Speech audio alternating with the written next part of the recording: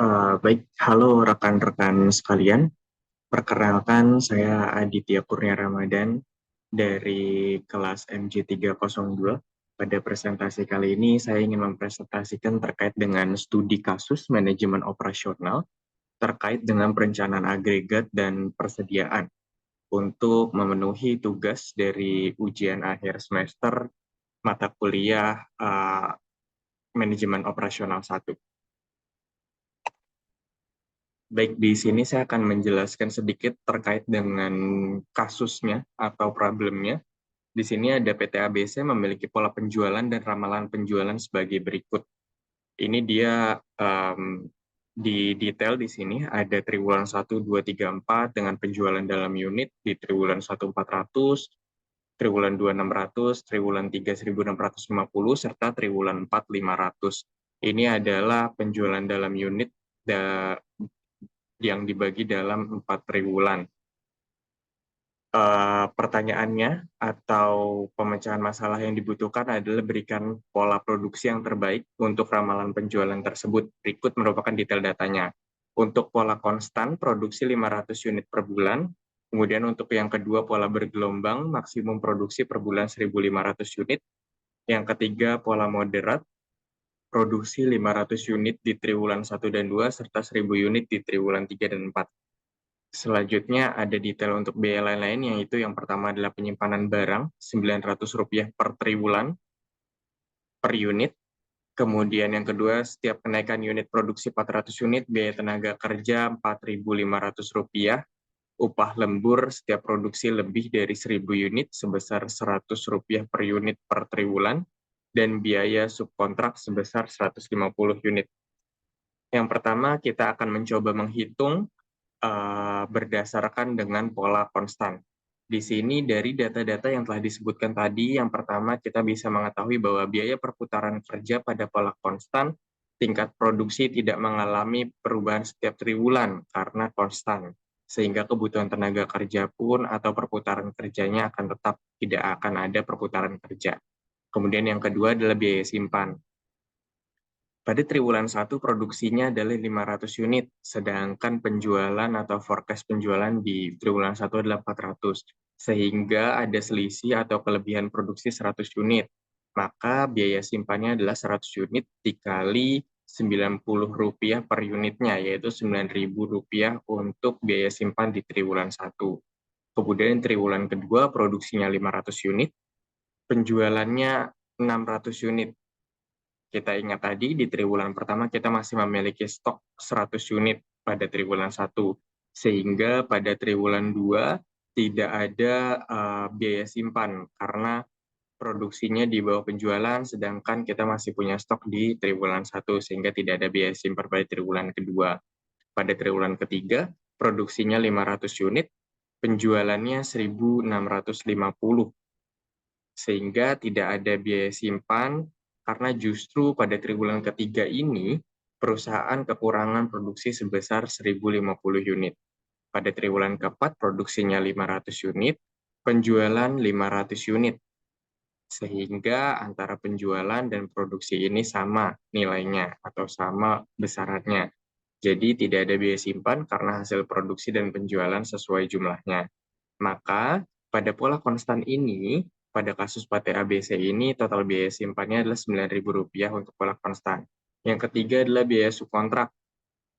Karena terjadi kekurangan produksi pada triwulan ketiga sebesar 1.050 unit, maka biaya subkontrak yang timbul adalah 1.050 dikali 150. Maka hasilnya adalah 157.500. Maka untuk pola konstan ini, total incremental cost-nya pada pola konstan adalah Rp9.000 dari total biaya simpan ditambahkan dengan biaya subkontrak tadi 157.500. Maka totalnya adalah hasilnya 166.500. Yang kedua, kita akan coba membahas dan menghitung menggunakan pola bergelombang. Pada pola bergelombang ini, pola bergelombang tidak memiliki biaya simpan karena jumlah produksi selalu mengikuti penjualannya. Yang kedua, biaya perputaran tenaga kerja. Dari data yang telah kita lihat sebelumnya, triwulan 1 ke triwulan kedua, kenaikan produksinya sebesar 200 unit.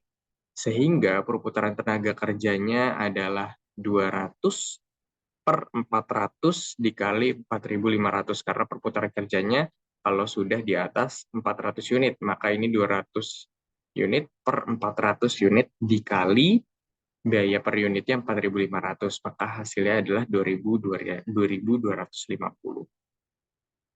Kemudian dari triwulan kedua ke triwulan ketiga, kenaikan produksi sebesar 1.050 unit, sehingga perputaran tenaga kerjanya adalah 1.050 dibagi 400. Sama kayak tadi konsepnya, dikali 4.500, maka hasilnya adalah 11.813. Kemudian selanjutnya, triwulan ketiga ke triwulan 4, produksi mengalami penurunan hingga selisih 1.150, sehingga tidak ada perputaran tenaga kerja.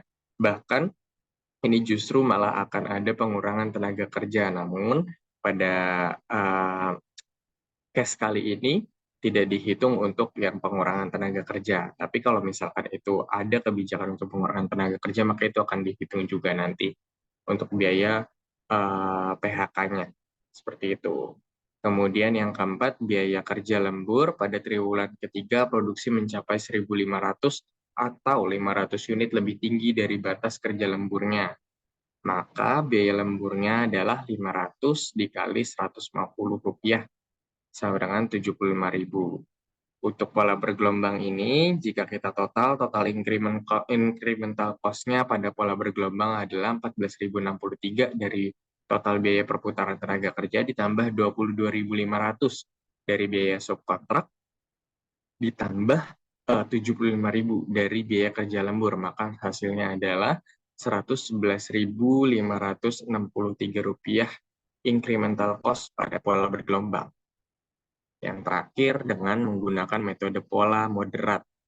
Yang pertama, biaya perputaran kerja. Tingkat produksi dari triwulan 1 ke triwulan 3 meningkat dari 500 menjadi 1.000. Karena pada triwulan 1 dan triwulan kedua, tadi adalah produksinya 500, kemudian triwulan 3 dan triwulan 4 produksinya menjadi 1.000.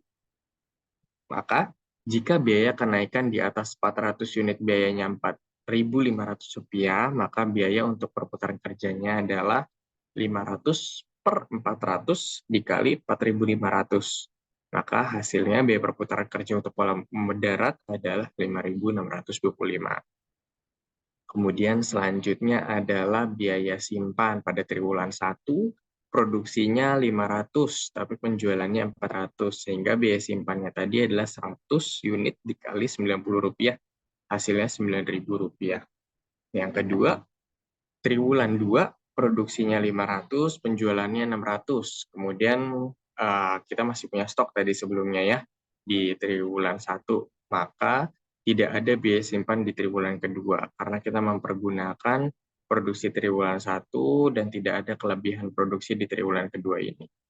Pada triwulan ketiga, produksinya menjadi 1.000, karena triwulan 3 dan 4 menjadi 1.000, kemudian penjualannya 1.650, maka tidak ada biaya simpan pada triwulan keempat, justru perusahaan kekurangan produksi sebanyak 650 unit. Pada triwulan keempat, produksi juga 1.000, penjualannya hanya 500, maka biaya simpannya selisihnya adalah 500 dikali Rp90, hasilnya Rp45.000. Maka total biaya simpan untuk pola moderat ini adalah Rp54.000. Yang ketiga, biaya subkontrak. Tadi dijelaskan pada triwulan ketiga kita kekurangan produksi sebesar 650 unit jika menggunakan pola moderat ini. Maka biaya untuk subkontraknya adalah Rp150. Biaya subkontrak dikali unitnya 650, maka totalnya adalah 97.500. Kemudian yang terakhir, biaya lembur. Tidak ada biaya lembur karena maksimal produksi itu 1.000 unit di seluruh triwulan, sehingga tidak melebihi batas untuk membayarkan lembur karyawan. Maka di sini untuk pola moderat tidak ada biaya lemburnya. Total increment cost pada pola moderat adalah 54.000 ditambah 97.500, totalnya 151.500. Yang selanjutnya ini kesimpulannya, maka berikut adalah detail atau komparasi dari incremental cost masing-masing pola produksi, pola konstan, pola bergelombang, dan pola moderat. Pola konstan nilai incremental cost-nya 166.500, pola bergelombang 111.563, pola moderat 151.500. Dari hasil perhitungan tersebut, maka incremental cost terendah untuk ramalan PT ABC tersebut adalah dengan pola bergelombang. Maka sarannya adalah untuk menggunakan pola bergelombang pada penjualan PT ABC tersebut dengan detail-detail yang sudah disampaikan. Cukup sekian presentasi saya pada hari ini. Terima kasih. Sampai jumpa.